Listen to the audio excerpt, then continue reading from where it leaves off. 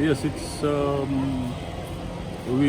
me as president, I'm relieved that decision has been made today, and it's sort of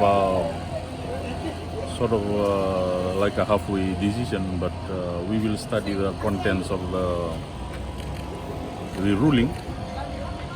It's quite a substantial ruling. It's quite a lengthy one, so we will need to analyze it in detail and then decide on our options with our legal advisor. But the important thing is that courts have recognized the need for the party machinery to carry on, and that's in the ruling, which I'm happy about.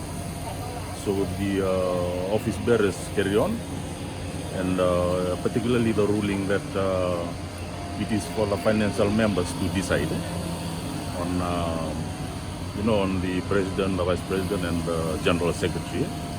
So we will study all those and look at the practicality of how we could implement that.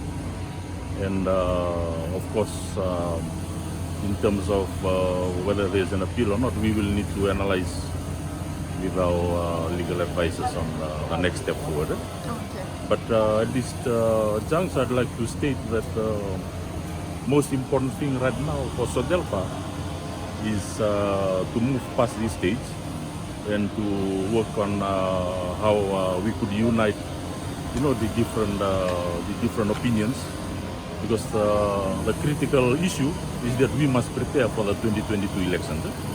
And as president, I'd like to resolve all these issues by the end of this year, so that come January 2021, we are in the right frame of mind, and also in terms of preparation, etc., for 2022 elections, or even early 2023, depending on the decision about that.